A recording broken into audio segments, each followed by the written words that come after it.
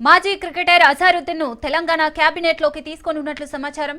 జూబ్లీహిల్స్ ఎన్నికల వేళ కాంగ్రెస్ హైకమాండ్ కీలక నిర్ణయం తీసుకున్నట్లు తెలుస్తోంది.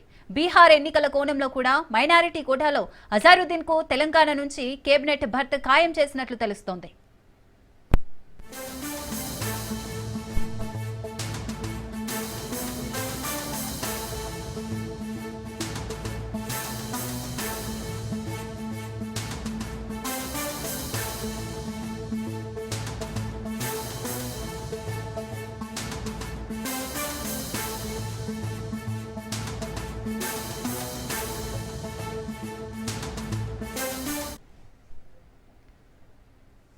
మాజీ క్రికెటర్ అజారుద్దీన్ కు తెలంగాణ కేబినెట్ లోకి తీసుకొనున్నట్లు సమాచారం.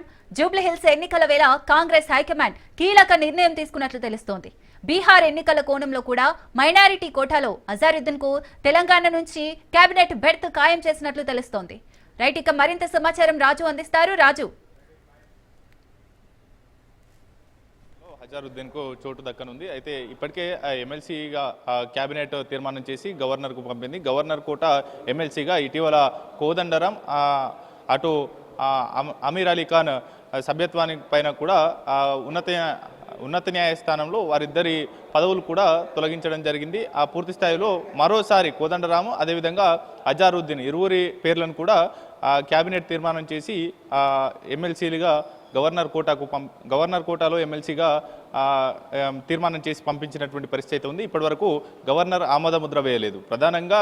అయితే ఆ ఎమ్మెల్సీ తర్వాత ప్రస్తుతం అజారుద్దీన్ ఎమ్మెల్యేగా లేరు, అంతేకాకుండా ఎమ్మెల్సీగా కూడా లేరు. అయితే ఆయన పేరు ఎమ్మెల్సీగా ప్రతిపాదించినప్పటికీ కూడా గవర్నర్ ఆమోద ముద్ర వేయలేదు. అయితే రానున్న రోజుల్లో కూడా ఈ ఆరు నెలల కాలంలో ఎమ్మెల్సీగా నామినేట్ చేయవచ్చు. ఈ కాలంలోనే ఒకవైపు జూబ్లీహిల్స్ ఉప ఎన్నిక ప్రచారం ముమ్మరం జరుగుతున్న నేపథ్యంలో కూడా మైనార్టీ ఓటు బ్యాంకు కీలకంగా భావిస్తూ ఉంది కాంగ్రెస్ పార్టీ. దాంట్లో భాగంగానే మరోవైపు ఎంఐఎం మద్దతు కూడా కోరినటువంటి పరిస్థితి ఉంది. దాదాపు జూబ్లీహిల్స్ నియోజకవర్గంలో మైనార్టీ ఓటు బ్యాంకు అత్యంత కీలకం కాబోతా ఉంది.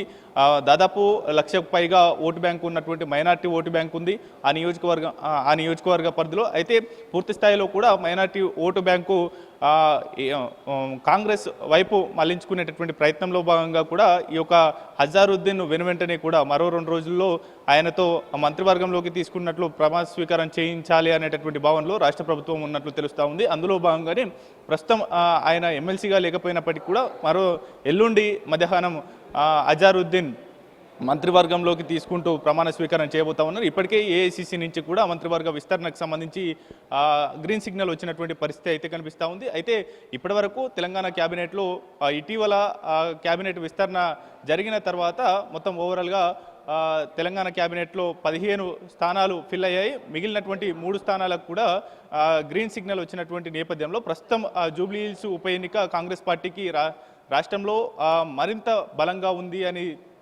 చెప్పుకునేటటువంటి క్రమంలో ఈ యొక్క జూబ్లీహిల్స్ నియోజకవర్గంలో గెలుపు అనివార్యం అనేటటువంటి ధీమాతో కూడా పూర్తి స్థాయిలో కూడా గెలవాలి అనేటటువంటి నేపథ్యంలో కాంగ్రెస్ పార్టీ ఉన్న నేపథ్యంలో అన్ని రకాల ప్రయత్నాలు ముమ్మరం చేస్తూ ఉంది. అందులో భాగంగానే ఈ యొక్క అజారుద్దీన్ మంత్రివర్గంలోకి తీసుకోవాలనేటటువంటి నిర్ణయానికి కూడా వచ్చినటువంటి పరిస్థితి అయితే ఉంది. అయితే ఆయన మొదటి నుంచి మొదట 2009లో ఉత్తరప్రదేశ్లోని మునీరాబాద్ నుంచి పార్లమెంటు సభ్యుడిగా ఎన్నికయ్యారు. ఆ తర్వాత పోటీ చేసి ఓటమి పాలైన తర్వాత తెలంగాణ రాజకీయాలకు దగ్గరగా ఉన్నారు. అంతేకాకుండా ఏఐసిసి పెద్దలకు కూడా అజారుద్దీన్ దగ్గరగా ఉన్నటువంటి పరిస్థితి అయితే ఉంది. పూర్తి స్థాయిలో కూడా అజారుద్దీన్ ఇటీవల జూబ్లీహిల్స్ ఉప ఎన్నికల అనివార్యమైన సందర్భంగా కూడా ఆయన తాను టికెట్ ఆశించినటువంటి పరిస్థితి అయితే ఉంది.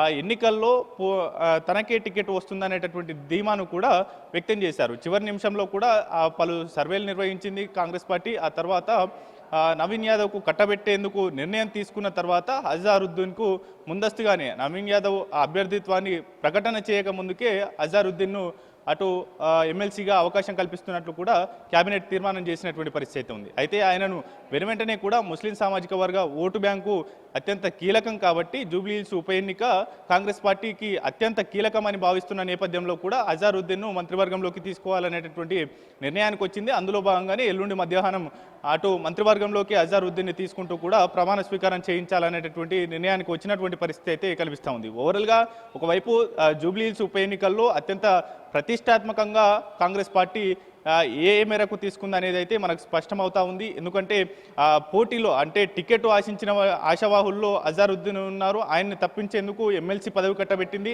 అయినప్పటికీ మంత్రివర్గంలోకి తీసుకుంటే గనక మైనార్టీ ఓటు బ్యాంకు కాంగ్రెస్కు గంపగుత్తగా పడతాయి అనేటటువంటి భావనలో కూడా కాంగ్రెస్ పార్టీ ముందస్తుగా ఆలోచించి ఆ నియోజకవర్గంలో మంత్రులందరూ కూడా మూకుమ్మడిగా ప్రచారం చేస్తూ ఉన్నారు. డివిజన్ల వారీగా కూడా బాధ్యత చేపట్టి ఈ యొక్క ప్రచారం చేస్తున్న నేపథ్యంలో కూడా కొంత ఫలితాలు అటు ఇటు అయ్యేటటువంటి ఛాన్సెస్ కనిపిస్తూ ఉన్నాయి అనేటటువంటి సర్వేలు ఏవైతే చెప్తా ఉన్నాయో దాన్ని బ్యాలెన్సింగ్ చేస్తూనే కాంగ్రెస్ పార్టీ గెలుపు తథ్యం అనే విధంగా ఉండాలంటే కనుక మంత్రివర్గంలోకి ఇప్పటివరకు తీసుకున్నటువంటి 15 మందిలో మైనార్టీ సామాజిక వర్గానికి మంత్రివర్గంలో చోటు దక్కలేదు. అంతేకాకుండా రాష్ట్ర వ్యాప్తంగా వివిధ మైనార్టీ నేతలకు ఈ యొక్క టికెట్ కట్టబెట్టినప్పటికీ కూడా మొన్న జరిగినటువంటి 2023 సాధారణ ఎన్నికల్లో ఏ ఒక్క మైనార్టీ నేత గెలవకపోవడం, ఆ తర్వాత మంత్రివర్గంలోకి తీసుకోలేకపోవడం జరిగింది. అయితే తాజాగా అమీర్ అలీ ఖాన్ను కూడా గత ఆయన సభ్యత్వం రద్దు కాకముందుకు ఆయన మంత్రివర్గంలోకి తీసుకుంటారనేటటువంటి ప్రచారం జరిగింది. అయితే ఆయన సభ్యత్వం కూడా కోల్పోవాల్సి వచ్చింది. అదే అమీర్ అలీ ఖాన్ ప్లేస్లో అజారుద్దీన్కు ఎమ్మెల్సీగా ఖాయం చేస్తూనే మరోవైపు ఆయన్ని మంత్రివర్గంలోకి తీసుకోవాలనేటటువంటి నిర్ణయానికి వచ్చినటువంటి పరిస్థితి అయితే ఉంది. పూర్తి స్థాయిలో కూడా మంత్రివర్గంలో అజారుద్దీన్ని తీసుకుంటే గనక కొంత పాజిటివ్ వేవ్ వచ్చేటటువంటి ఛాన్స్ అయితే ఉందని భావనలో అటు కాంగ్రెస్ ఉన్న నేపథ్యంలోనే ఈ యొక్క మంత్రివర్గంలోకి అజారుద్దీన్ను తీసుకుంటున్నటువంటి పరిస్థితి అయితే కనిపిస్తూ ఉంది. Thank you Raju.